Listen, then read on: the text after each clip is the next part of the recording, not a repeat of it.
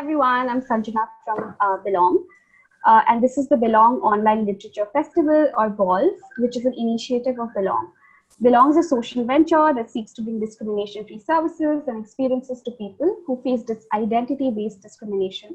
We run programs for inclusive housing, mental health, inclusive research, as well as book club and library for inclusive literature.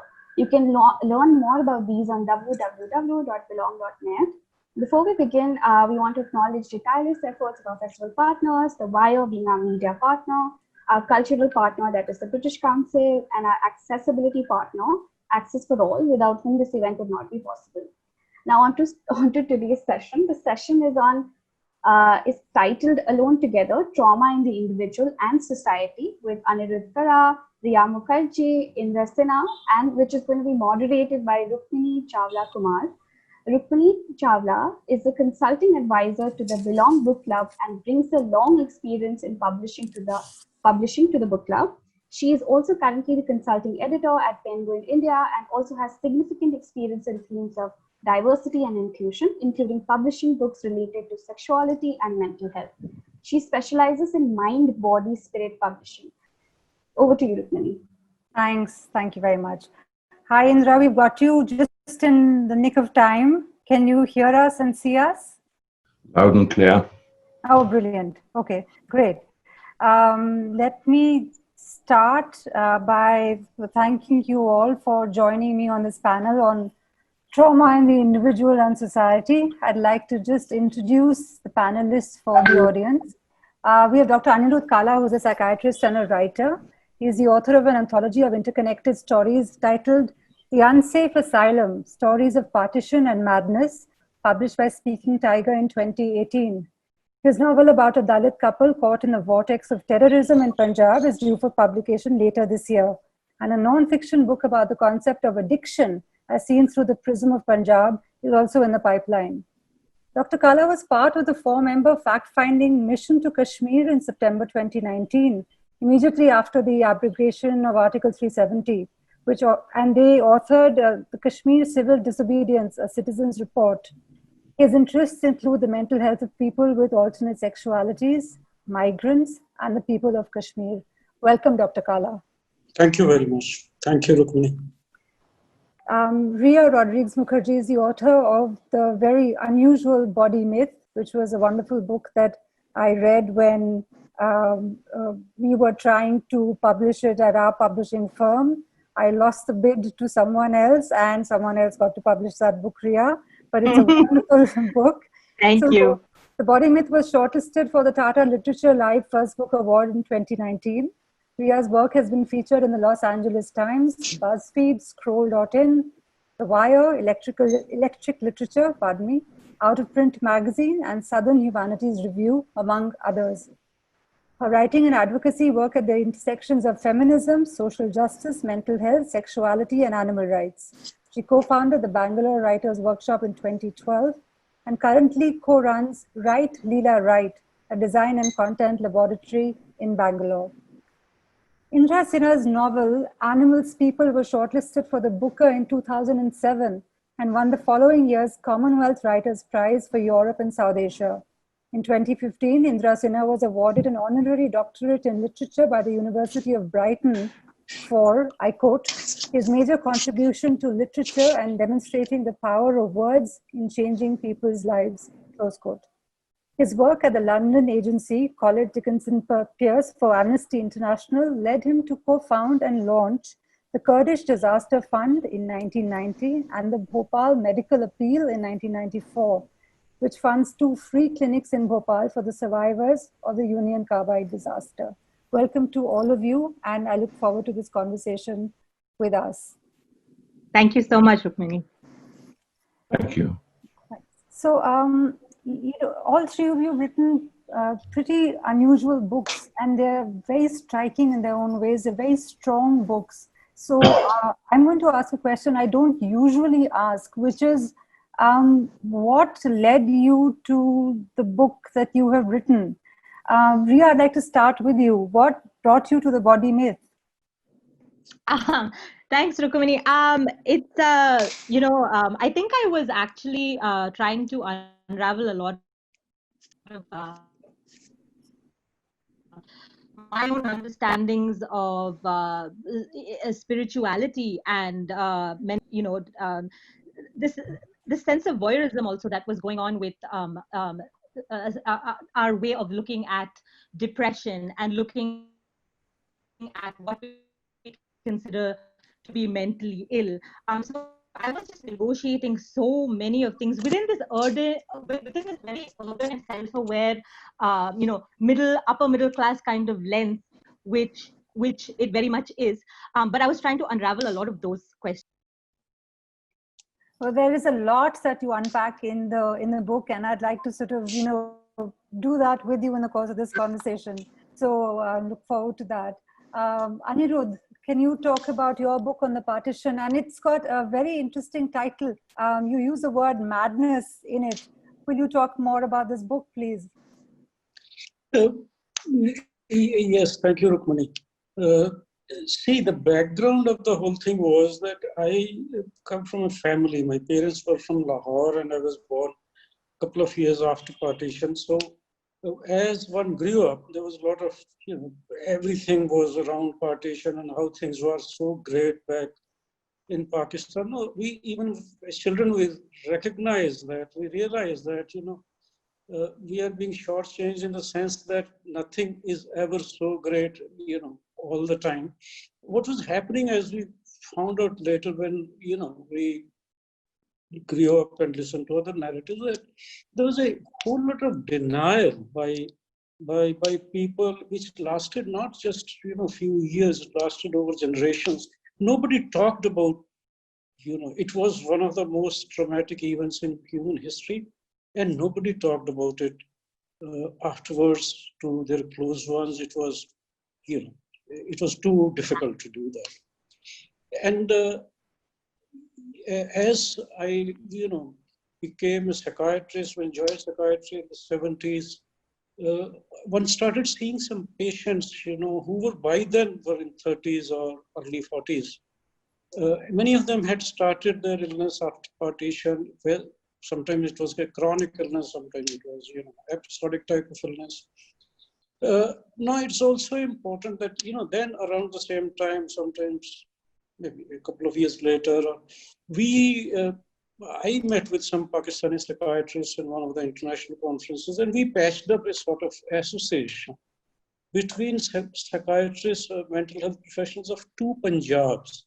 It was not an Indo-Pak thing strictly, but it was between, East Punjab and West Punjab.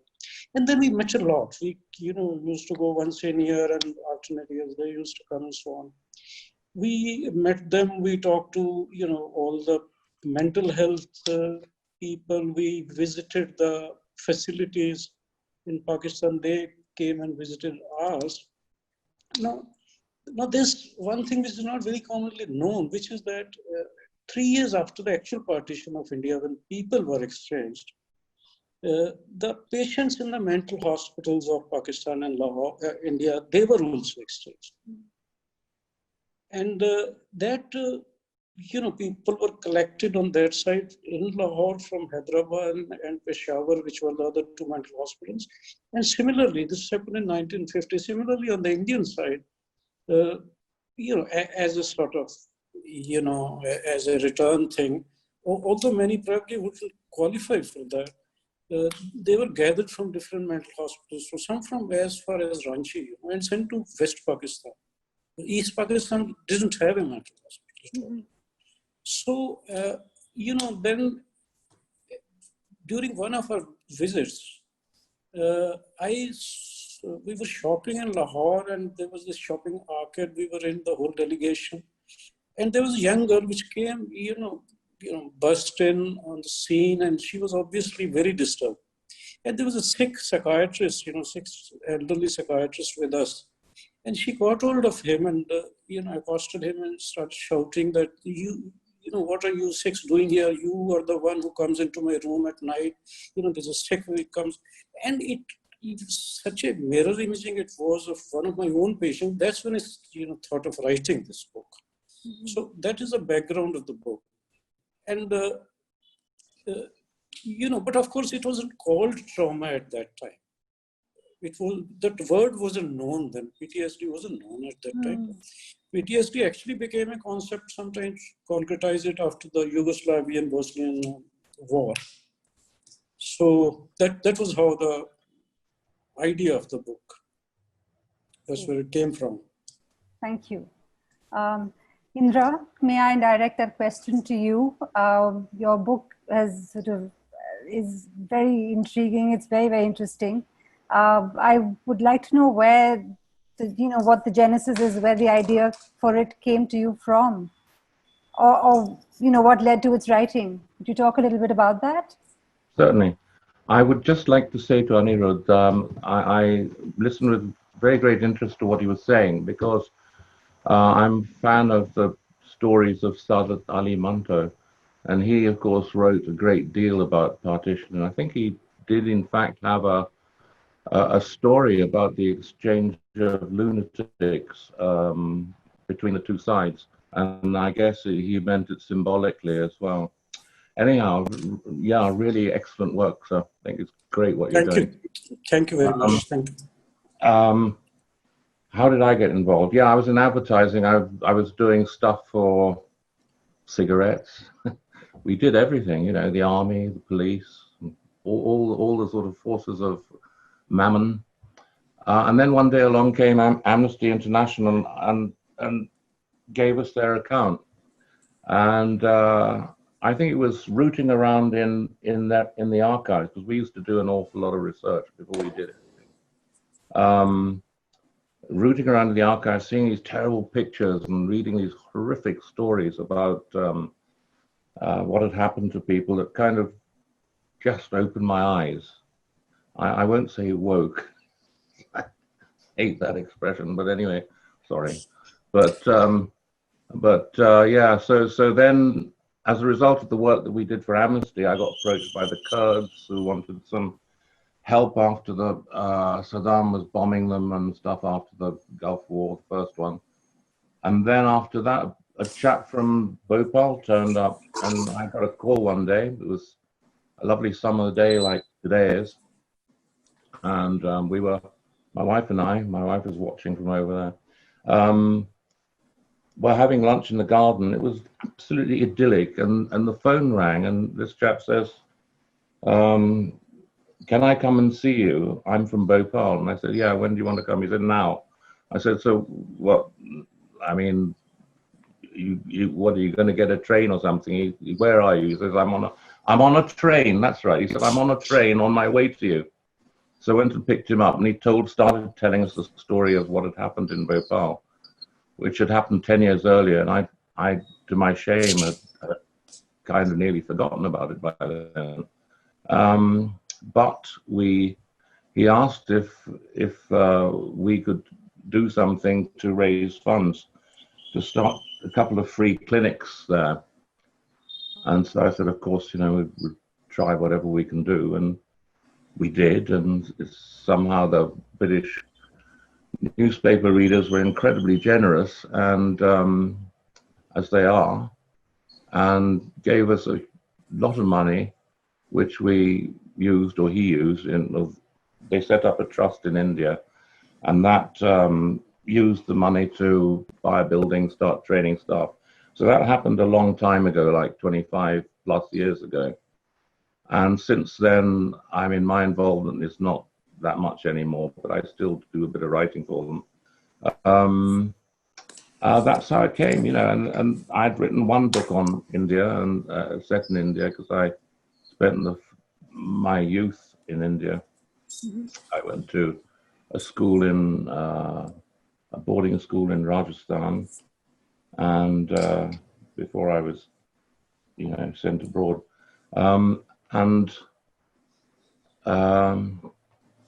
The publisher said, what are you doing next? I said, I'm doing a thing about the apocalypse of John. And he said, you can't do that. You've got to write another book about India. And I said, why? He said, your audience expects it of you. I said, what audience? You only sold about 10 copies. It's ludicrous, So I thought, what am I going to do? And then I thought, well, actually, I've been writing all these stories about Bhopal, And now some of them were incredibly powerful, moving stories. And if we're talking about trauma, I mean, there's an example where an entire city suffered a trauma. It was a physical trauma, you know, it was a mental and emotional trauma. Entire families were traumatized, whole communities. And it's on that level now that they're coping with it, which I think is fantastic. And I can, you know, given a chance, tell you a bit about that later. But that's how Animals People came about, because I wanted to write not about the disaster, which had happened and was gone, whose ever fault it was, and it was Union Carbide's fault, by the way, but by the response of the people, because there was tremendous courage in their response, you know, as well as all that suffering. And there was a lot of joy in the comradeship that they had together. So that's what inspired it. And that's how it came about. Thank you. Thank you. Thank you for that. I want to talk to you all now about the body. The body is central to your writing, Indra, Rheea, Anirudha, in one way or another. And all trauma is written on the body in some form or another. It's always written on the body. Can you talk about how you relate to trauma and the body in your writing? Rheea, can we go with you first? Yeah, I'm really fascinated by the body-mind connect. And I feel like so many things, as a woman also, I feel like there is so many anecdotal pieces of evidence that I have kind of collected through, you know, witnessing others and witnessing myself through so many years, to say that so much of our invisibilized traumas and pain that we mentally acquire. And I think Anirudha was talking about, you know, is something that goes into such fierce denial and can, you know, oftentimes come out and make itself transparent on the body. And so, you know, when I'm looking at, you know, even physical manifestations of pain, physical manifestations of diseases, it's becoming more and more clear to me to also look at, you know, where this is coming from an unwrapping of so many other kinds of traumas within our sociological context, within our access to resources, within a, you know, we're talking about, especially in a country like India, where there are so many different levels of access, whether there is caste involved. There's so many intersectional issues over here that I feel you know, bring so much weightage to what trauma means to us and how we can articulate it in a culture as textured as this. So I mean, I think I'll just start with that. Okay, thank you. Anirudha, I would like you as a psychiatrist, can you talk about, you know, the link between the body and the mind, because it's very deeply interlinked, but I'd like your sort of take on it as a psychiatrist. Could you talk to us about that, please? See, what I strongly feel, and there are many people, you know, who think the same in the same manner, that this duality between the body and the mind, this has been overdone. Actually, it is seamless from body to mind to body. This, you know, what is actually called as the Guardian Duality, this is not really, you know, talked about much currently, because if it affects the body, it affects the mind, and it affects the mind, it would affect the body. You know, I'll give you an example from Kashmir. Now, pellet injuries, they are primarily bodily, but they are highly, highly traumatic psychologically.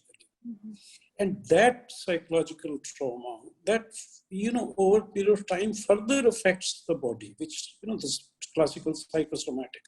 So I don't see any purpose in actually dividing the two. Actually, you know, to my mind, mind, body, and spirit are all deeply intertwined. You can't separate one from the other. So what is happening with the body affects the mind, affects the spirit. So I mean, that is the human entity. So absolutely. I agree with you that duality doesn't make sense at all. So, and it's interesting when you talk about the trauma that you've seen in Kashmir, for instance, and you would have, in the days that you were there, seen so much that you can now term as PTSD, right? Dr. Kala, how, can you talk a little more about what you did see over there? See, PTSD in Kashmir has been very, very prevalent for a very long time. It has been 32 years of militancy there. 50% of the population of Kashmir is less than 30 years. So half the population of Kashmir were born during this, these times, and they haven't seen a single normal day in their lives. So PTSD is, the one thing, and that is, when we went to Kashmir, as a psychiatrist, I was, I thought I'll go and, see for myself what is happening there as far as the PTSD in individuals is concerned, in the hospitals is concerned, in the orphanages is concerned. But what we saw was, actually all of this, but over and above this, what we saw was a new, very thick layer of collective trauma. And the whole population overnight had been locked up, disconnected from the rest of the world and from themselves. There was no phone in there, there was no internet. And the main thing that came across, we talked to a lot of people, talked to about 300 people in small groups individually, talking to the families. We even sort of were taken to a wedding where we didn't know each other, but the person who took us there, he introduced us, and the people took us to the corners, and talked, about what they were undergoing. It was an intense, large-scale anger and humiliation and feeling of being very disconnected. And, that collective trauma is not what I'm used to seeing individual trauma. That's what I do. But that was the first time, I saw collective trauma on a large scale, in front of my eyes, people openly talking about it. So that was, the initial impressions about Kashmir. I think that's very interesting when you're talking about, seeing not just individual trauma, which you're used to seeing, but collective trauma, and how that sort of plays out, what you saw, the link between the individual and the society in terms of trauma. So I think it would have been fascinating, and I'd love to hear, I think we'd all love to hear a lot more about this from you. Can you speak a little bit more about, the collective trauma, the social trauma, and the link between the individual and the society? See, it's collective trauma is when it happens to, to the whole of the society, or to, very large number in the same in a particular society at the same time. But what is happening in Kashmir is not just, cross-sectional collective trauma, it is a intergenerational also. Now, what happens in intergenerational trauma is that a narrative is passed on to the next generations, and which after a few generations, couple of generations, then it goes on and it sort of becomes immortal. Now, this after a couple of generations, this may not be historically 100% correct even, but that doesn't matter. That doesn't matter. In fact, it's become something like a history and mythology. Mythology is not correct 100%, but it is far more powerful than history. And then that drives a subnational narrative. And because that becomes extremely important for the sake of identity of the society and survival of the society.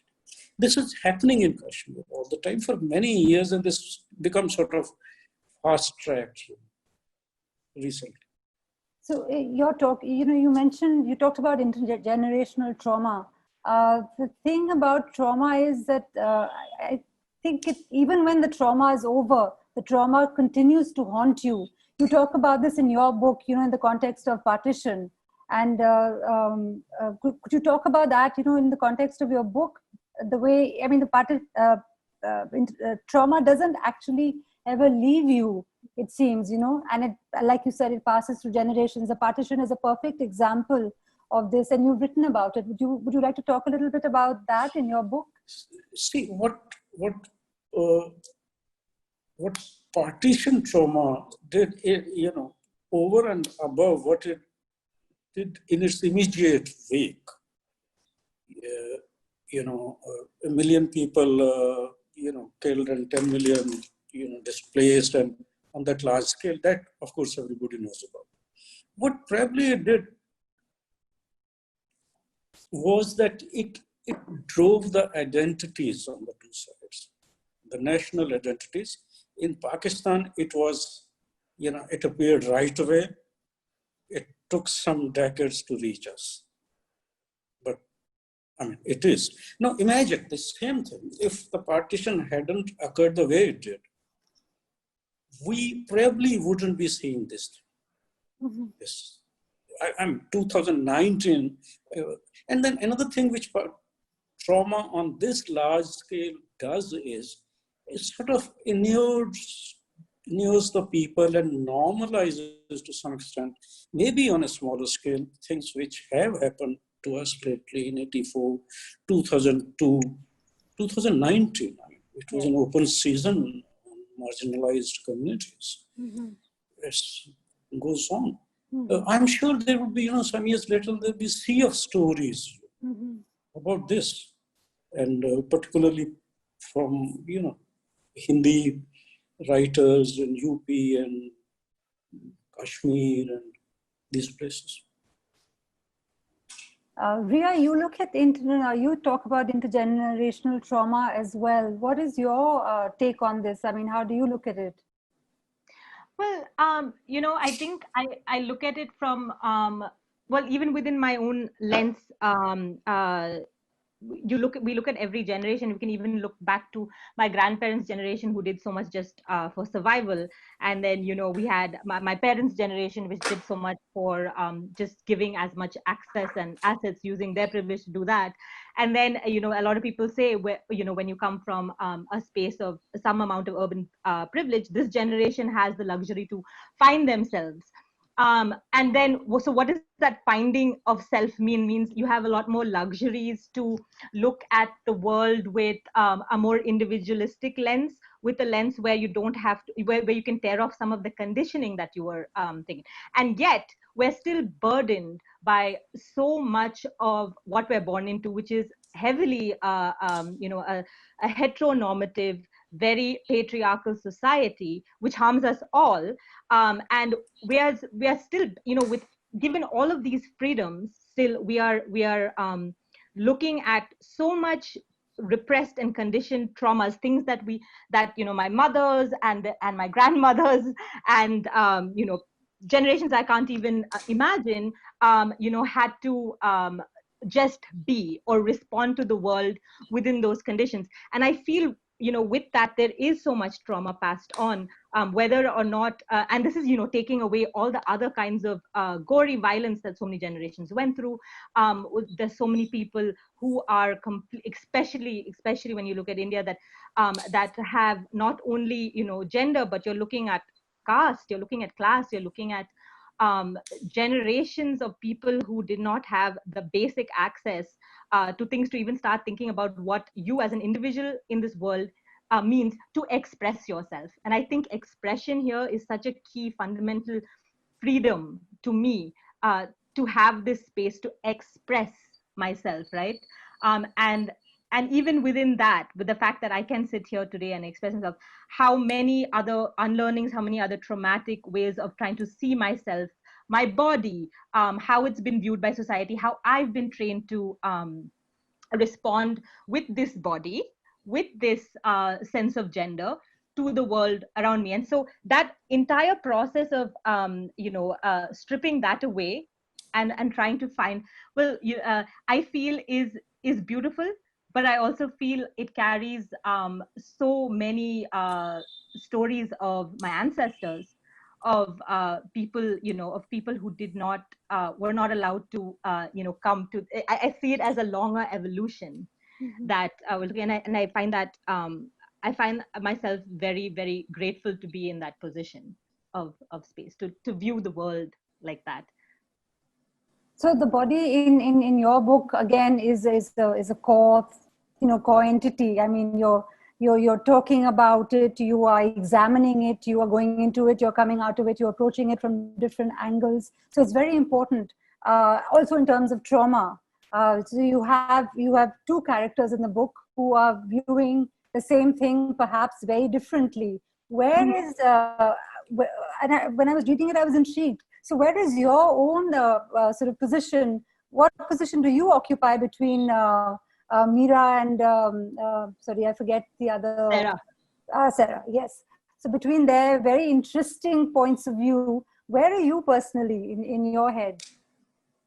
I think there's a mix of both. I think the character Meera in the book was set in a place in a fictional India, and she was coming from a space of grief. She had lost her husband, and to me, grief is a very, very important process for any human being, because I feel like in your most intense grief, everything is taken away from you. The rug is pulled under you, and therefore your ability to respond to the world may not be typical to what the world expects. And I feel like here's your glimpse of what insanity could look like, because you're responding, first of all, in those seconds or in those moments or in those years, whatever process you're going through, which is an absolute rejection of what you were told, right? Because everything that we do in this world, the reason that society kind of falls in line and sticks to the rules is because somewhere we've all been taught with, there is a sense of fear that if you stick to the rules, your life will be all good. It'll be all, you'll have all these little safety measures, and you won't have to suffer, or you won't have. And then when there's something massive, a massive change, which is usually immense loss or grief that completely slaps you in the face, that's that moment where that negotiation just completely goes. And I feel like the potential for humans to kind of question or change or reassess always lies in that moments of intense grief. And I find that a fascinating space to explore that as a theme of, is there a spiritual lesson in that? Is there a space where we can renegotiate the way, how we were taught to live in this world? And can we see it from because I feel like we're open to different perspective then, because everything you were told, that's just cleaned, this completely wiped away. And most people, we get on with it, right? You forget about it, and then you try to, you get back on it. But I still feel like there's this space where you can question everything. And so I find it very powerful. And I think that's what happened to Meera. And Meera was also very, very compelled by this woman, Sarah, who was chronically ill, who had these vague notions about mysticism and spirituality and non-scientific and non-rational. And, here was Meera, and she was this very intellectual, fact-oriented, but, and I think this is the push and pull between what we're talking about, this idea of a very way of looking at the human body, and you're looking at gender and how we're looking at mental illness. It's all very textbookish, or it's very woo-woo, or it's very non-credible. And I love putting these two notions together to really, because I feel like the answer is in between all of this. Yes, yes. Thank you for that, Rheea.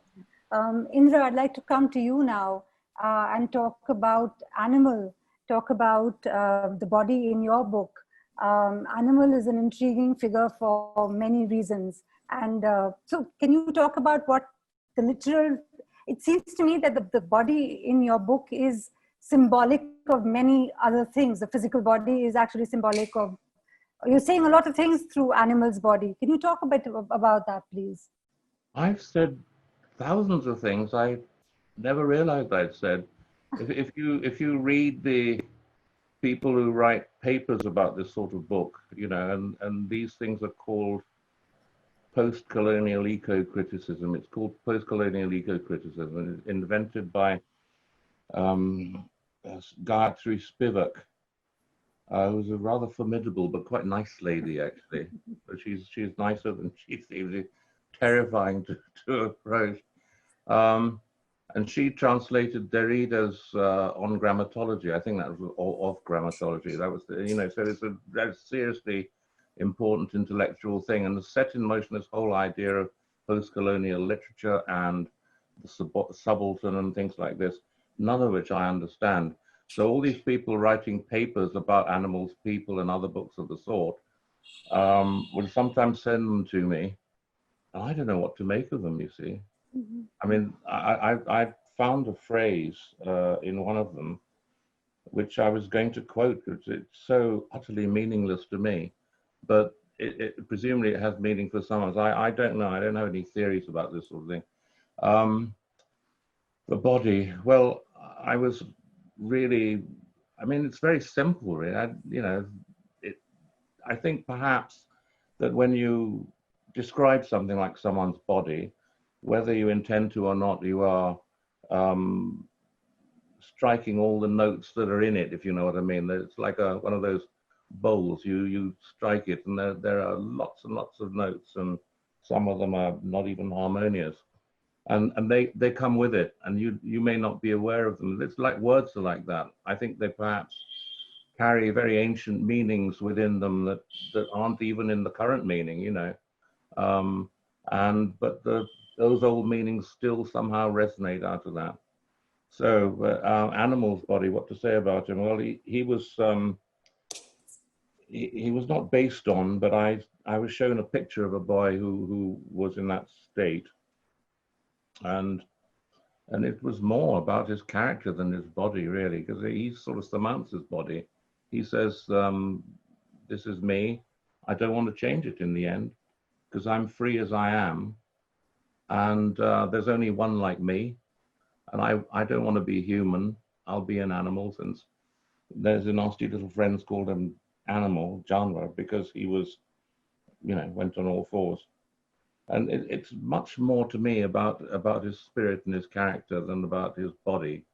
You know, there are certain parts of his body that he was quite obsessed by. I won't get into that.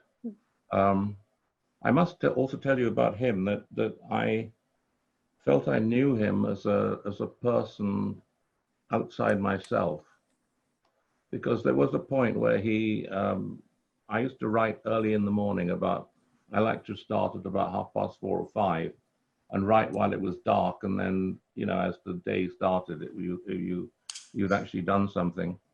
And on this particular day, I was struggling because I thought I don't know enough about the life of the really poor in Bhopal, which I called Kaufpur for you know, just to not try and pretend that I was speaking accurately about Bhopal. And the character used to sit in the corner of my mind, and he said to me, "No, you shouldn't be telling this story at all. It's a disgrace. I should be telling it." And I said, "Well, okay, well, how can you tell it when there's an American doctor in it who talks about her childhood? What would you know about that, you see, if you were telling it?" He said, "I don't care. It is my story, and I ought to tell it."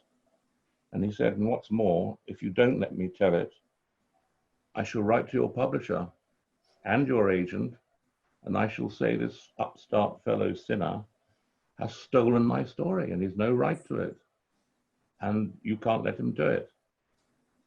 And I thought this was very funny, and so I said to the character, "Do you know what? I'll help you do that." So I set up an email account for him at, I think it's Janwar or Animal, one of the two, @kaufpur.com. Yeah, and it still exists, and if anyone ever writes to him, he writes back. But I said, okay, well, what's it going to say then? And he used to I used to hear the voice in my head, and it was just telling me what to write, and I used to write it down. And he said, you know, you tell him like what a criminal bastard you are for doing this and this sort of thing. And I eagerly wrote it all down, cackling. And then I started howling with laughter. It seemed so funny to me, you see. My poor wife was upstairs asleep, heard this, thought I'd gone mad, came down and found me sort of in tears of laughter, saying, look what this idiot's doing, you know. And I said, "Isn't it funny? I'm going to send it. I'm just about to send it to my publisher and to my agent." And Vicky said, bless her, she said, "No, don't do that. They won't see the funny side." And I was like, yes, you'd get all those publishing lawyers piling in, you know, trying to investigate who this person was and why they were complaining like that. So I don't know, where are we? A long way from the body.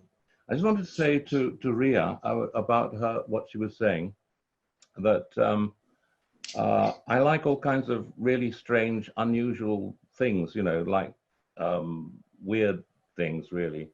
And I came across this music video just by accident of a woman, or young girl she was then, who calls herself MIA. And I dare say that the young have all heard of her. And she's a Tamil girl from Jaffna and Sri Lanka, and has had a pretty tough life actually, but is a sort of musical genius. And she sings very, very, very convincingly about all these things that you were talking about, and the experience of being an immigrant and all this in New York and other places. So that was one thing. And again, to Anirudha, to Professor Kala, the idea that stories are mythologized and they be passed from generation to generation. I was just thinking about this the other day, you know, how the story of something like the Aeneid, or not the Aeneid was a copy of the Odyssey, but the Odyssey, let's say, Homer's works, you know, which are sort of aggregations of different poetic traditions and so on, probably. That's how they started, and then they took a life of their own.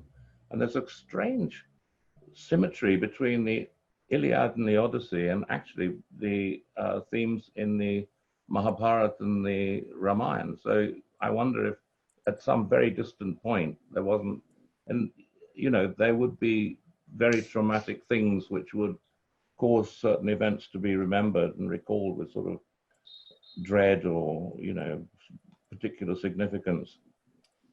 Anyway, so very interesting. I've completely forgotten what you asked me now. Well, we just started with the body and we went to all kinds of interesting places. But I want to ask Anirudha and Rheea if you'd like to respond to what Indra has just said. Yes, what he said in the last is that when the national narrative or a subnational narrative or a local narrative, you know, relevant to a particular community, over time, over generations, then it does sort of become more powerful, more magical, biblical almost. And then the truthfulness of it is no longer matters to the members, the subsequent members of the community 2 generations down. Now, what it does is that more that narrative hardens, the chances of a social reconciliation, they become less and less. The community remains in a continuous state of hypervigilance and suspicion. See, in PTSD also, in individual, those are the symptoms of PTSD. A person who has survived, you know, a very terrifying experience, he is left hypervigilant for a very, very long time, and that's highly uncomfortable. And that happens to communities. And when this narrative becomes, you know, that powerful, then the reconciliation with so-called perpetrators, even if the other party is willing to, you know, what happens in Rwanda, what happens in South Africa, there was a reconciliation, but it was possible because it was done within a reasonable period of time. Mm-hmm.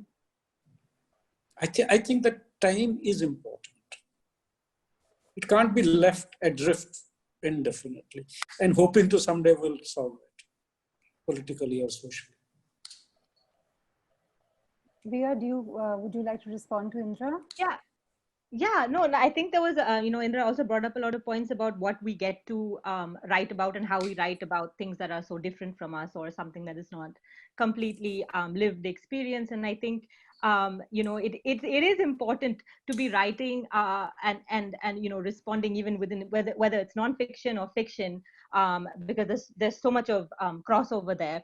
But we're responding to so many different elements, whether it's through a character or whether you're using a historical background as something that's potent to the storyline.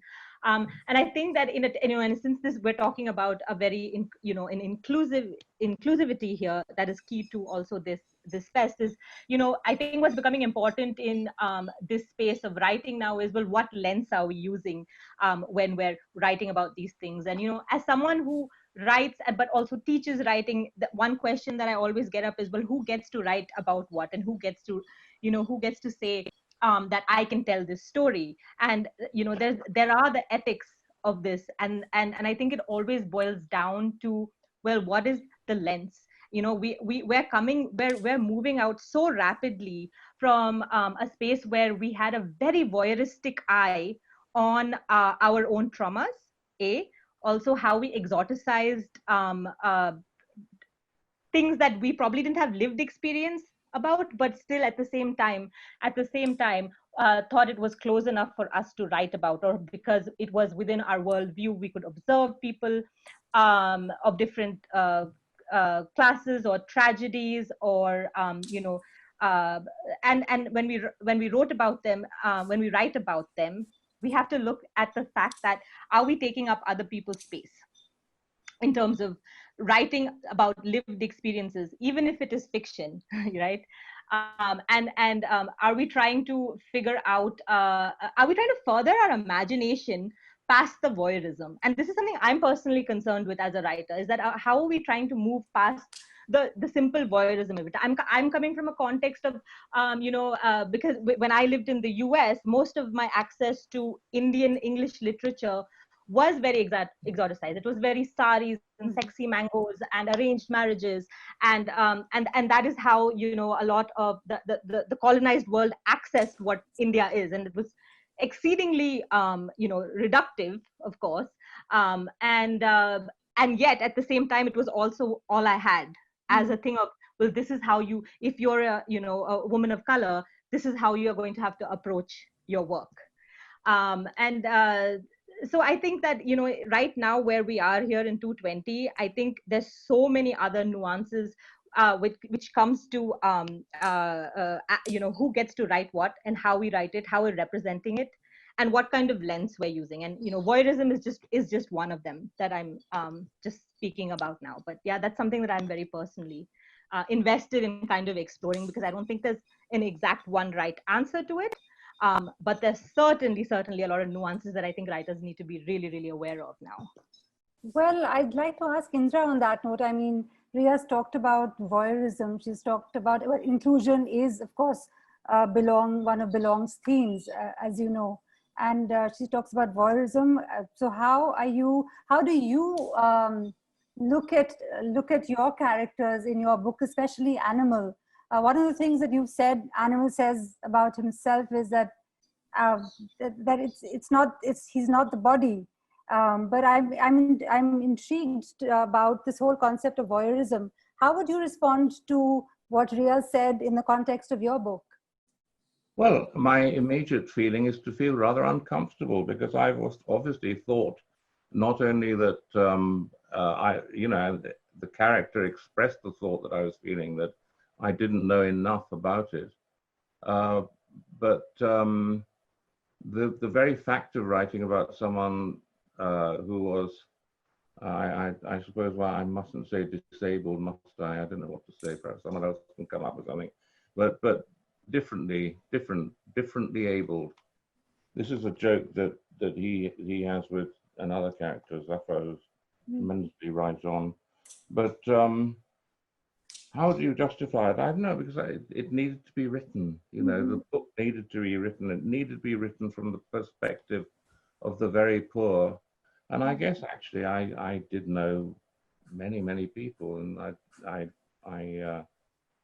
was friends with many people who had the most terrible experiences and terrible lives. And a lot of what's in the book is what they have said, things that they have told me. I mean, a lot of it is from a particular man to whom the book was dedicated, who sadly took his life just before it was published, actually, in 2006, the year before. So he never lived to see his name there as in the thank you on the dedication page. Yeah, I had an idea once for a story about an African kid who wants to liberate America and who was going to assemble this fleet of canoes in West Africa and paddle across the Atlantic, team up with the Red Indians, as I used to call them, because I wrote this story, 13 at the time. It was my first attempt at a novel in 45 pages of a school notebook. And they were going to liberate it all from the dreaded white man.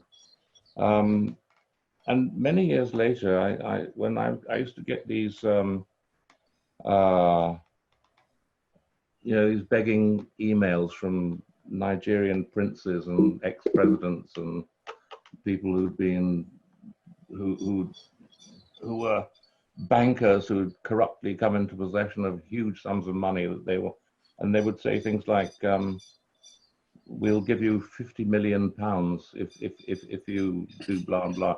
This is the Nigerian 419 scam, and I used to correspond with them sometimes out of interest, you know, to see what they'd come up with next. And they all wrote English in a very peculiar way.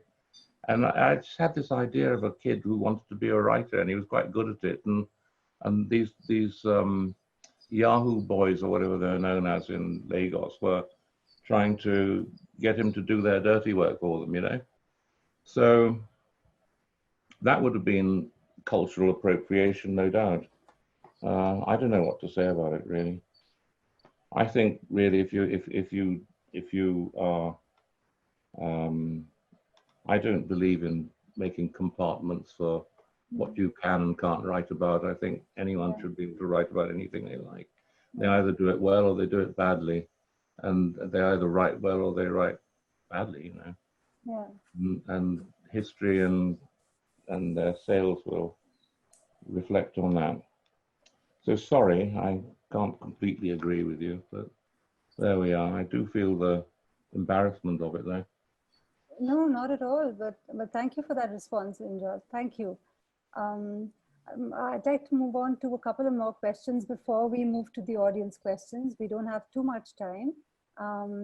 You know, all your books, all three of you, you talk about, they bring up the notion of the reality, sorry, of sickness, of ill health in some way or another, either sort of symbolically or literally. I would like to talk about the forms of sickness that your books bring up, be it mental health or the representation like in Indra's book or what Rheea has in her book. So what is your take on you know, on mental health, on sickness, on illness? Anirudha, how do you look at this vis-a-vis your book or in general in your work as a psychiatrist? Sorry, can you clarify it further, the question? Yeah. Sickness. So if we look at your book on the partition, yeah. What is the role, how do you examine, how do you view sickness or mental health? Now, mental health is a part of your book, right? You're talking about Exactly. mental health. Exactly. Yeah. So how do you sort of view it? How do you write about it? How do you sort of bring it out? What is your treatment of it? Like, I know Indra and Rheea look at sickness in different ways. How do you talk about and work through mental health in your book? See, I am by training a psychiatrist, by background a medical person. So there is certainly some conditioning in what, you know, I think about illness, in the sense that to me an illness is, as it presents as an individual thing, but in the background, in the causation, there are a lot of things. There's a society, there's a family, there's a bringing up, there is childhood trauma, there's a social trauma, which, you know, the sum total of that, you know, at some stage becomes a mental illness. So, you know, just quickly responding to what the earlier question was about the, you know, the voyeurism in writing. So when we went to Kashmir, some people refuse to talk to us. I mean, normally people come to me, and so there's no question of, that happening. But when we went, and they had the right, and of course, the reason always was not that they didn't want voyeuristic and insights into their lives. Many times it was just they were scared of the establishment that they talk to us, but also this, which is fine, At the end of it, one reaches a consensus sort of thing that what is allowed and what is not allowed, and I think that's fine. Of course, that shouldn't apply to fiction at all. Now, in the book, the unsafe asylum, the sickness here is most of the times a condition which is juxtaposed with the sickness outside the mental hospital. I'll just give you in a couple of minutes just two quick, examples out of the two characters. There are two patients in the mental hospital, Lahore, and mayhem is going on outside. Inside, it is all peace. It is an island of peace, and it's a historical truth that many people who, they ran away from their homes and wanted to be rescued by the mental hospital, allowed to stay inside the mental hospital for a day or two till they could arrange things. Now, two, chronic patients are talking to each other, and they are saying that what is happening outside. I mean, they are behaving worse than we do.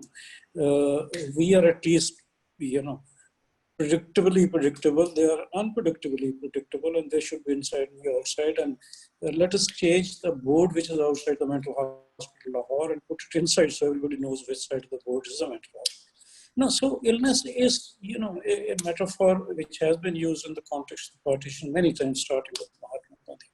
So, illness is also a question of context where you place it, and it is not just purely a statistical deviance. It is actually a sickness, whether on a large scale, on a small scale, in an individual.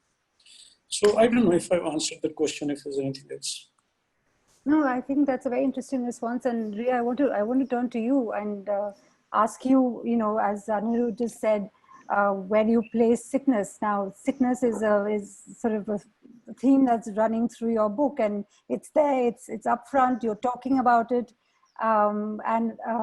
What was your intention? That must have been deliberate, I'm guessing.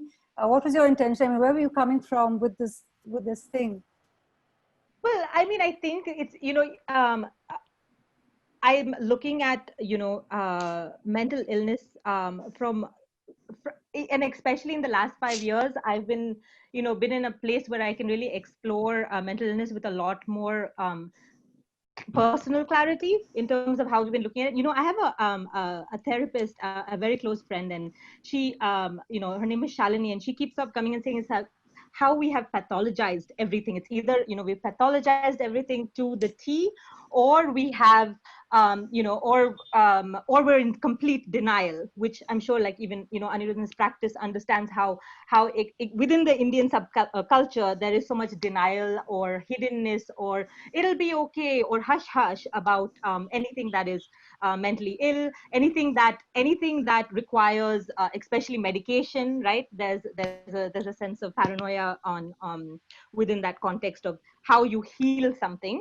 And I feel like this duality is doing us such a disservice, because when I'm someone who, for example, I have lived with chronic depression for many years, and I remember that in my early 20s, the way we were talking about it, even with a psychiatrist or psychologist, and I worked in mental health in the US for many years before I moved to India, and the way we talked about it was with this clinical preciseness about, well, just, how you would treat diabetes, or how you would treat a heart attack.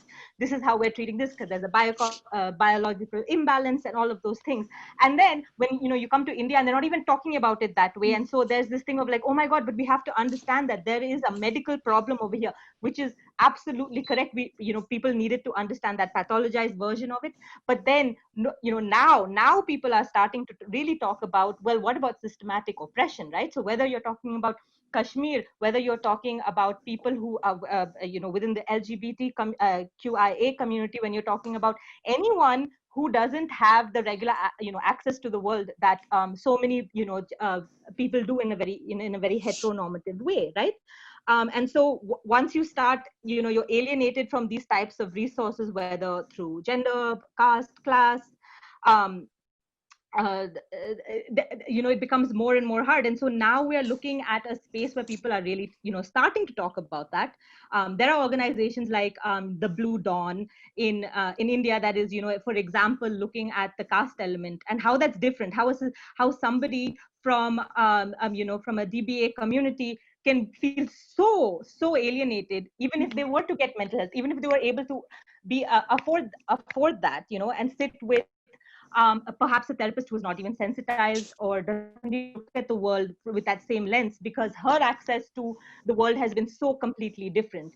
And I think these are these other traumas that people are holding, and this friction is building. And unless we are able to kind of really look at it from a much more explorative and much more vast way, including the body, the mind, and all of these systematic, traumas and oppressions that we carry with us, we're not going to have, this one kind of meaty answer to what mental health even means.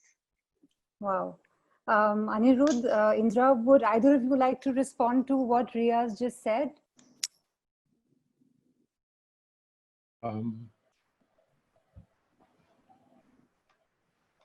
Gosh, how do you respond to that?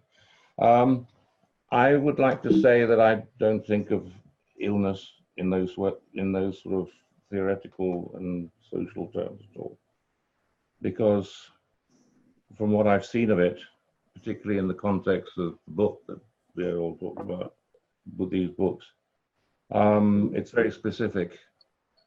The illnesses were caused by certain chemicals, and the effects they produce in the body are reproduced in over and over in hundreds and thousands of individuals, and then there are variations. And they range from the most appalling things like retinoblastomas and spontaneous abortions of fetuses, and to chronic lung damage, to systemic body damage in the body. So for me, these are very specific things. And usually you can relate you can relate that to a chemical with a long Latin name or a long commercial name. But I don't know. I mean, I don't go not much for theory really. I'm more for the detail and the eye and the concrete. But there was a case I had to write about recently. And I should say that actually, I've been learning more and more about this for the last 6 years that we've been doing the work.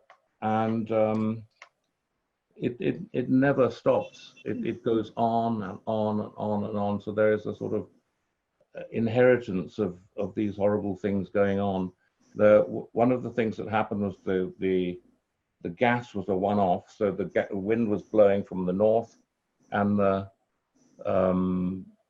it blew over a number of communities where I know quite a lot of people, and they were all very badly damaged by those sort of things, And nobody ever talked about the other stuff. Only years later we discovered that, for example, Union Carbide had been dumping tens of thousands of tons of very toxic sludge waste in huge ponds the size of lakes. And these were lined with polythene as thin as, dustbin bag. And of course they had leaked, and the underground water, the aquifer, was flowing the other way. It was going sort of northeast-ish. And so the wind blew one lot of diseases this way, and the water took another lot that way. There were some similarities between them.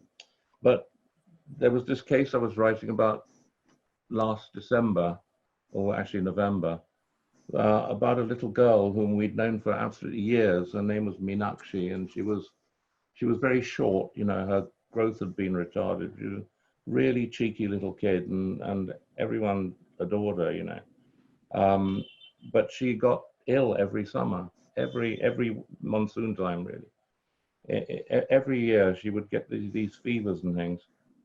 And in this year, last year that is, 2019, her parents thought that, well, somebody told them or something, go to this person here, he can help you. And instead of going to the proper medical help to the clinic or somewhere else, they went and listened to this person. And this guy told them to go to the temple of Ma so-and-so in a place about 80 or 90 miles away. And so they went there, and then they were sent to a tantric in the jungle somewhere. And on the way, on the back of this motorbike, this kid died. And she died with the perception that this devil that they said had bewitched her, was clinging to her back. It was the most horrible thing. Mm-hmm. But one of the things her mother said was that they used to talk about these devils. They called them, I'm not going to sure it's going to get this right, but something like Pune Pir. They were flowing along or gliding along under the earth. That's how they traveled. They traveled under the earth. And I was talking to my colleagues and friends who were also working on this in Bhopal and in England. And we thought, you know, it doesn't matter what you call them really. You call them an evil spirit, or you call it by the name of a disease, or you call it by the name of the chemical. Mm-hmm. It's actually the effect is exactly the same. And you know, I don't know what else to say. I'm sorry. I find it very upsetting even to think about that child. Sorry, thank you for that response. Let me take the audience questions down and share them with you. There are several interesting questions we've got. The first one is by someone called Rana, who says, could unaddressed trauma arising from the travails of everyday life as well as riots be partly responsible for the rise in illogical hatred and acts of social and domestic violence being seen in Indian society? Sorry, could you repeat the question? Yeah, sure. Could unaddressed trauma arising from the travails of everyday life as well as riots be partly responsible for the rise in illogical hatred and acts of social and domestic violence being seen in Indian society?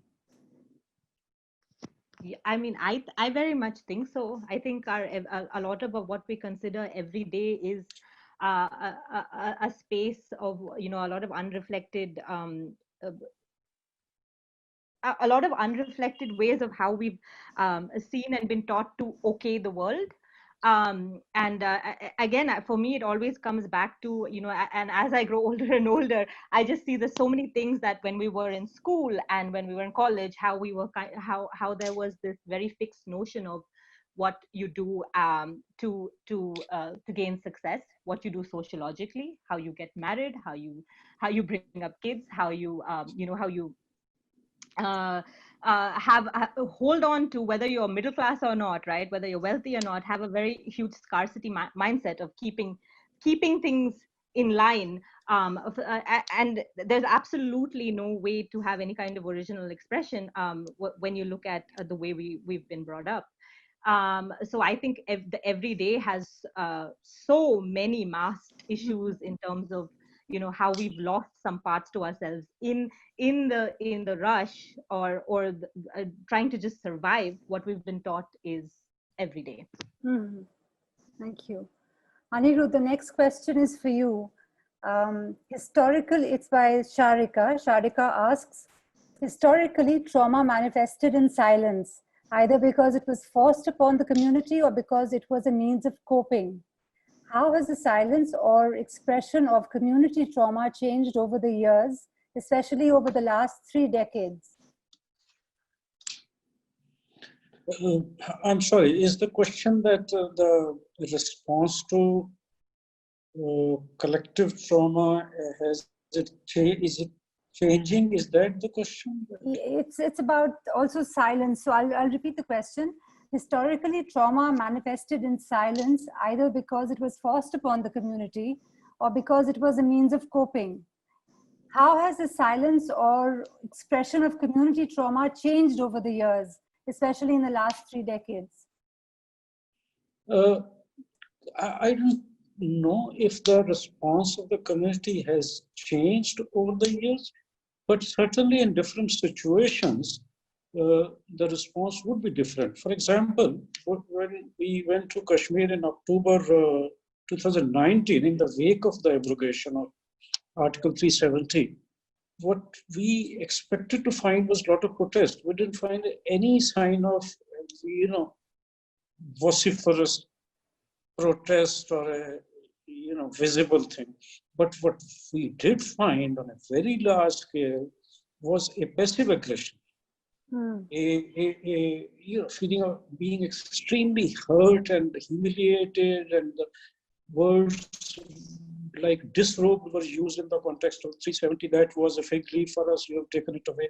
It wasn't of any use to you anyway.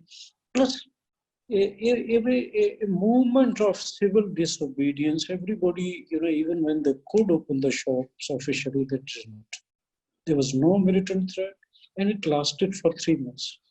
Now that, yes, it can change because they can't do anything else. But at the same time, they are not satisfied with not doing anything at all. So yes, the context, the situation would change. I do not know if over the decades or years, if it is changing. Thank you. The next question is by Deepa Raghunathan, who asks, does something like transgenerational or intergenerational memory have the power to create structures that are, again, in some sense, rigid or limiting, and therefore not allowing for one to move beyond it? Yes, it does do exactly that. Because what happens is that when the intergenerational trauma transmits down the generations a certain narrative, which narrative is not negotiable, it is rigid, it is not even 100% true.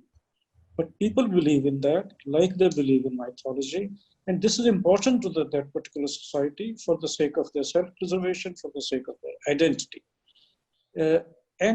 Yes, that rigidness does result, but that takes a lot of time.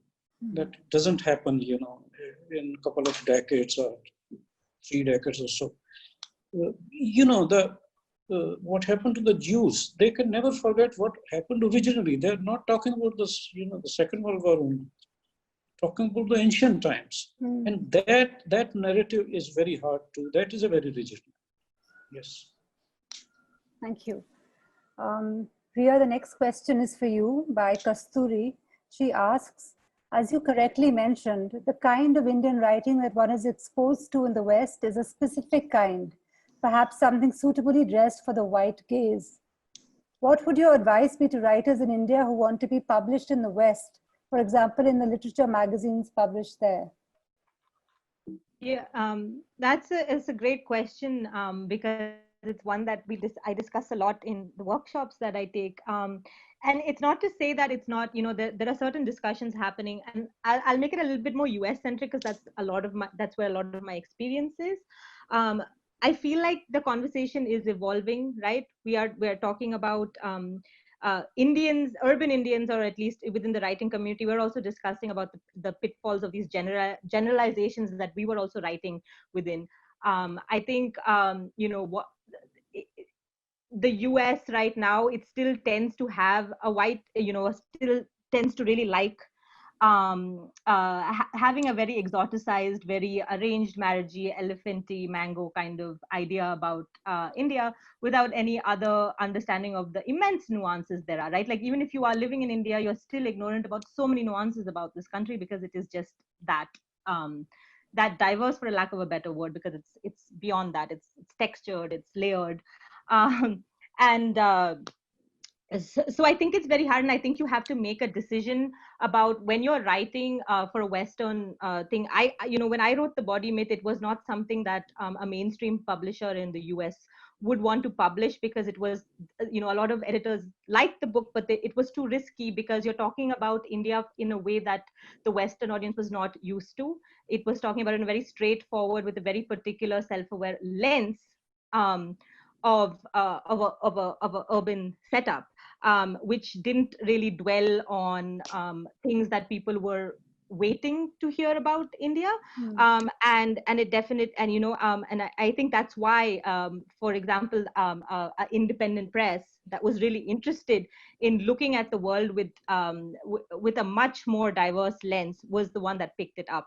And I think we need to also look, as writers, we need to look at spaces that are really, trying to subvert these lenses, even if it does, even if it means, you're not going to get a huge print run, or you're not going to get, a huge, it's not going to be on the marquee board when you're writing for literary magazines, because this part of it is also an act of subversion, where you're trying to stretch the narrative and say there is no one story about India. There's absolutely no one story, and there are many, many, many lenses that we can put upon it. And the more we do that confidently, and you kind of try to follow your own voice as a writer, I think that's really the best we can do, and we need to try to keep honest to that.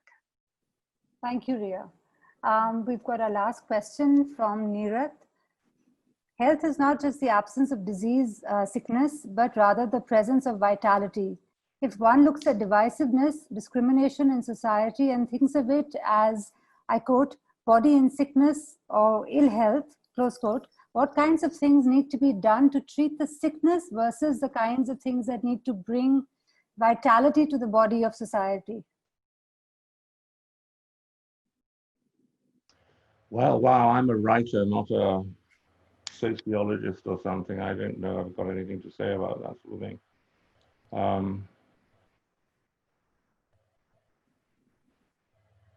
In terms of writing for the Western audience, there's nothing wrong with that. The Western audience need books as much as anyone else, but how you do it is what's important. I remember someone getting up at a literary event in Melbourne once, and asking,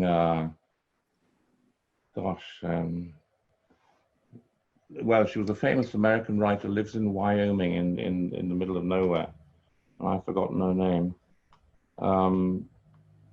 She said, I've been writing for years and years and years, and I've sent things to magazines, and I've sent things to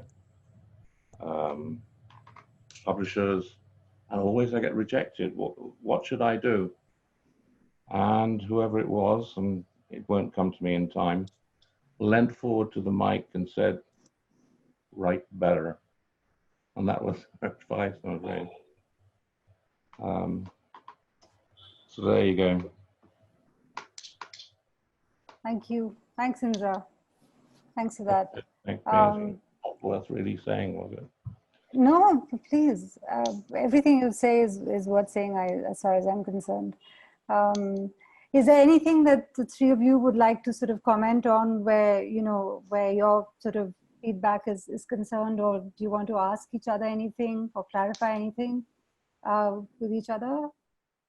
I'd really like to ask Anirudha if he would turn his attention to the situation in Bhopal, because there is a lot of mental illness there. As I had a young lad yesterday, sort of on WhatsApp, having a go, and he's seriously disturbed, and nothing we can do can help him. So if you have any time, among all the other important things you've got to do, spare a thought for that benighted city, because it still hasn't really had much help officially. And what we are able to do with these couple of clinics isn't really enough, Mm-hmm. So there's a lot of stuff to do there. So it would be very nice if you went there sometime, Professor Kala, and gave them some of your wisdom. Oh, hello. Hi. Go ahead, Anirudha. Yeah, I'll be very happy to do that whenever it is possible to go. But before that, Indra, thank you for giving me this. Why don't you write to me? You have my email, and then let's see what can be done. Yes, thank you. I will do Thank that. you, thank you very much. Well, thank you all. Anirudha, Rheea, Indra, thank you very much for this conversation and for taking time out to be here today. Thanks Thank a you, lot. thank you, so Rukmini. much. So thank you very everyone. much. Thank Thank you. you, Rheea. Thank you, Indra. Thank you, Thank you. Rukmini, for moderating it so well. Thank you. Good night, guys. Good night. Good night, good Thank night, you. good night, good night.